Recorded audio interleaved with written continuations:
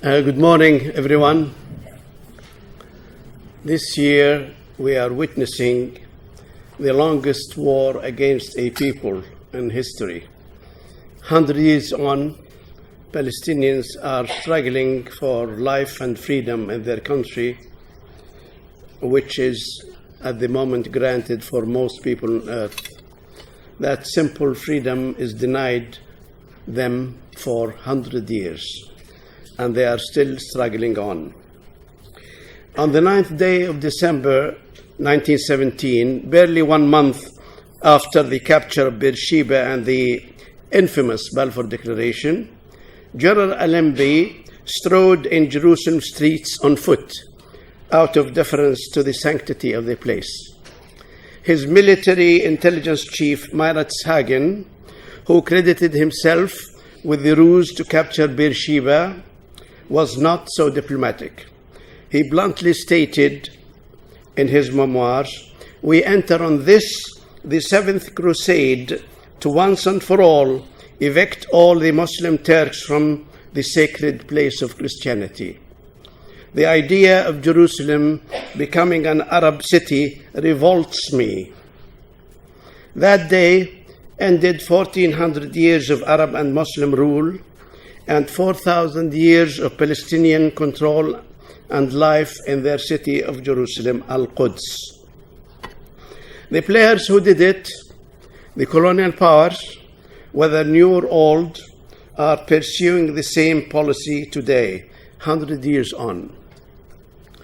Now enter Ronald Storrs, the cultured colonial Orientalist, who became the military governor of Jerusalem after Allenby victory.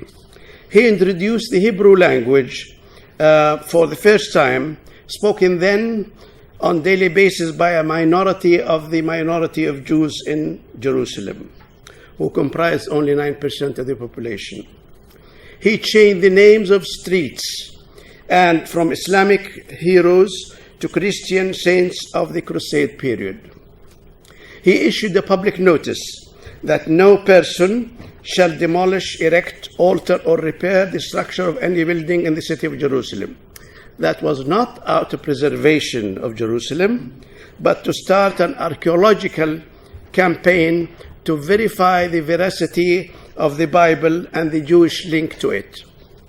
He established the Pro-Jerusalem Society with the commendable aim of the protection of and addition to amenities of Jerusalem. Members of the society are religious leaders of Muslim and Christians and Jews. Well, that's fine, of course. But the Jewish member was the president of the Jewish agency which came to colonize Palestine. The cultural colonization of Palestine, that is, to erase Palestine's history and presence, continued. The antiquity law of Palestine, crafted by the Zionist legal secretary Norman Bintwich and promulgated as the first act by the Zionist High Commissioner Herbert Samuel in 1920, has a sinister aim. This aim, it's a curious element in this law. It defined antiquities and hence the need to protect them by structures built before 1700. And that excluded 230 structures, schools, seminaries, maqams, charity houses built by the Ottoman Muslims since that year. So the structure worthy of preservation are those close to the Crusader period and before. Well, Herbert Samuel did more than that. He was the first High Commissioner of Palestine, a well-known Zionist. For the first year of his term, which lasted 5 years, he established the foundations of Israel. He issued more than 100 ordinances establishing separate Jewish banks, separate education system, separate ministries, separate labor unions, separate parliament, and to top it all, he established Jewish army, later to be the Haganah. The challenge to the Palestinian nature of Jerusalem came also soon after, in physical terms.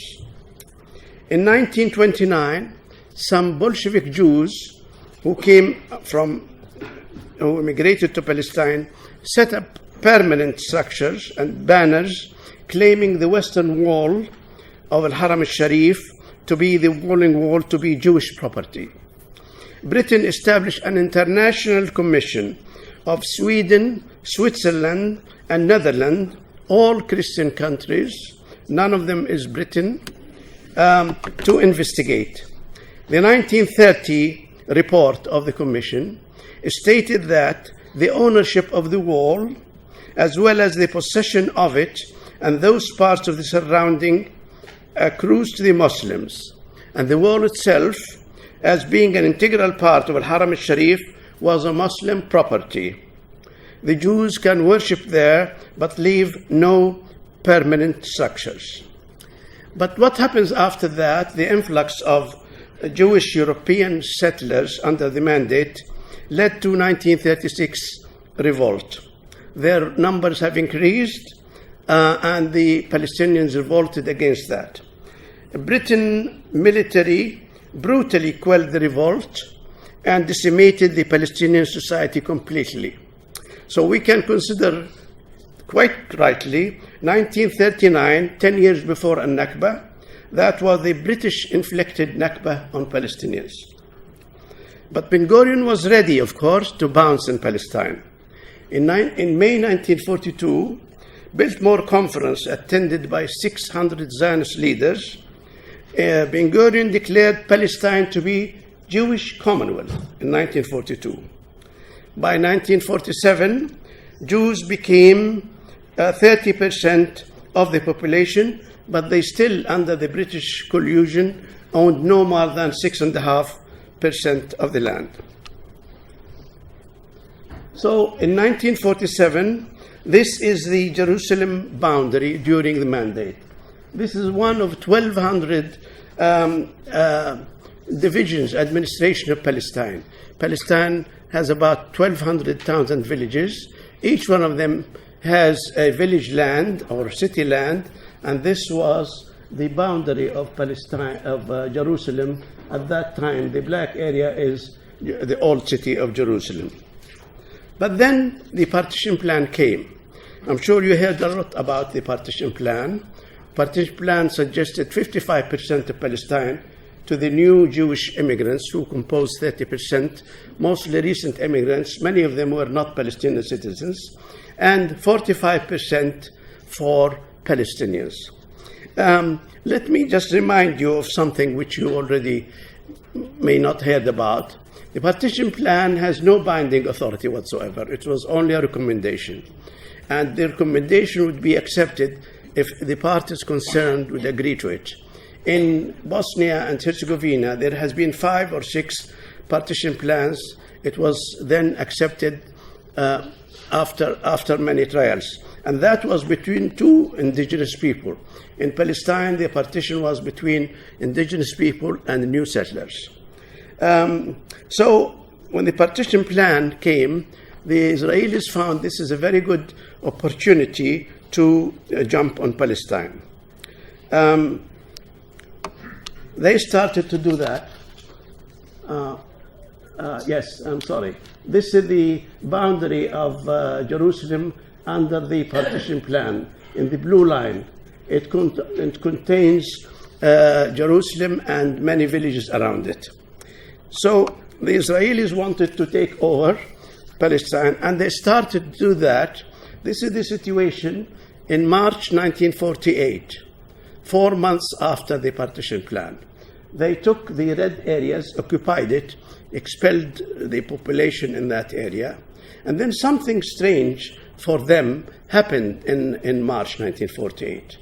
And I'm sure the Zionist propaganda never tell you about that. In the mid-March 1948, the United Nations dropped the partition plan, and the United States agreed to dropping the partition plan because they found, and I quote, they could not be implemented without bloodshed. So the partition plan, which was a suggestion by the UN and the United States, both of them dropped it and instead appointed Count Fort Bernadotte to be the UN mediator in preparation for trusteeship by the United Nations instead of Britain. Now, this came as a thundering bolt to Ben Gurion. So he decided to take over Palestine. And this period, between mid-March and 1948, between mid-March and 14th of May 1948, when the State of Israel was declared, in these 6 weeks, the Israelis occupied 220 villages, 220, and expelled the refugees from these towns and villages who comprise today half the whole population. In other words, half the refugees were expelled by the Haganah before something called Israel was ever established, and before the British left, and before any Arab soldier entered Palestine. So Israel was not in self-defense. It committed the ethnic cleansing even before it was declared. This fact is very rarely mentioned. So what Ben Gurion did, he decided to invade Jerusalem. And the blue area is the so-called Jewish state under the partition plan, and the other area is the Arab state. So he crossed the Jewish state into the Arab state and attacked Jerusalem. By the way, many of you hear the word Jewish state thinking it is a Jewish state and the other one Arab state. It's a misnomer. This is simply because the British terminology at the time called the Jewish settlers as Jews and called the Arab Palestinians as Arabs.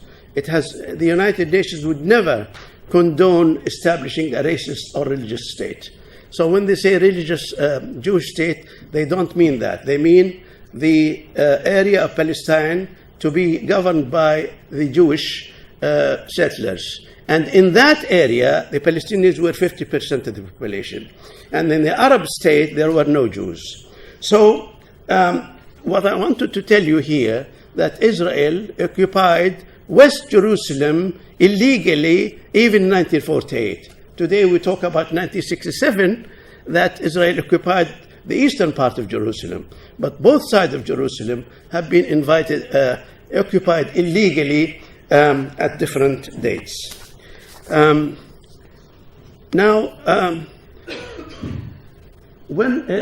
Israel attacked Jerusalem, the red line is the new armistice line. And so the area of Jerusalem has expanded in this manner. They actually annexed Jerusalem, added 72 square kilometers out of the traditional Jerusalem area, and they called it the New Jerusalem.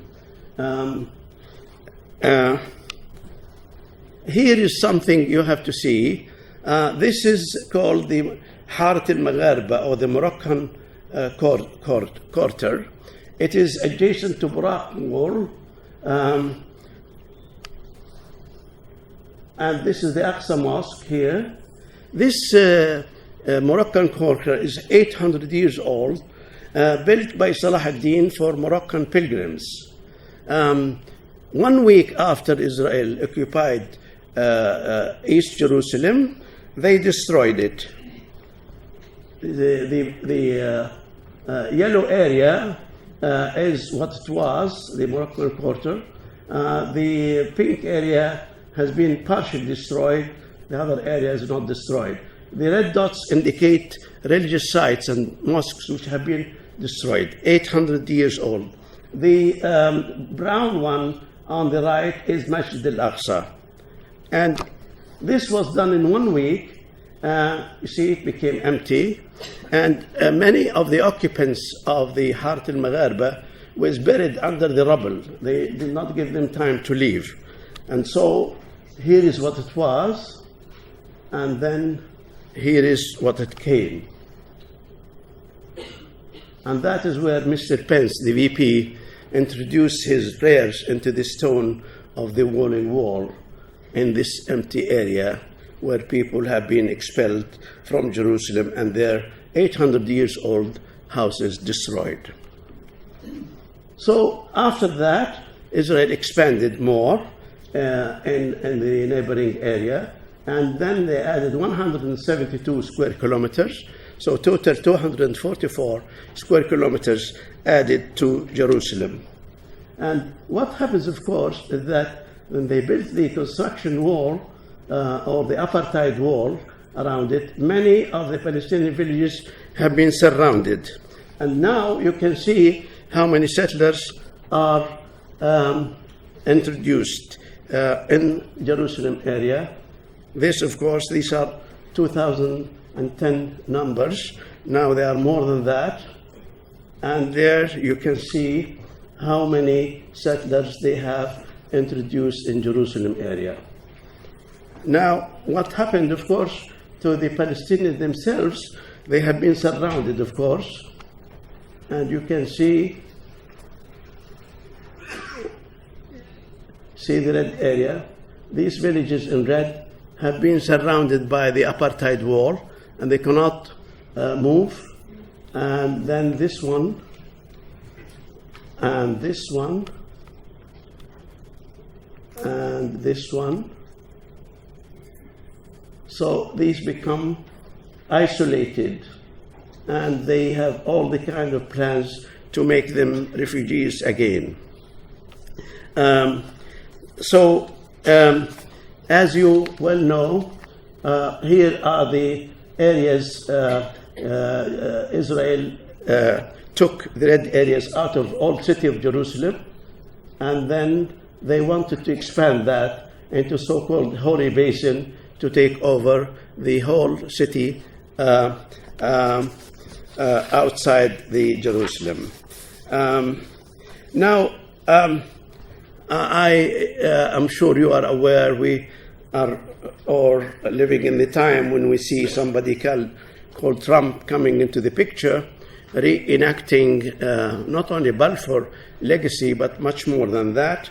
And he declared Jerusalem to be capital of Israel 100 years after Balfour declared Palestine to be a national home for the Jews. And Trump, as you have heard, will move the U.S. Embassy on Nakba Day to Jerusalem. Therefore, we have here a long trail of colonial legacy and what it brought of dispossession, death, and destruction. Palestinians were 700,000 in 1917. Now there are 13 million, half of them in Palestine soil, and the other half are around it. They will not go away. Palestine remains their homeland. They will overcome, and justice will triumph, I'm sure. Thank you very much.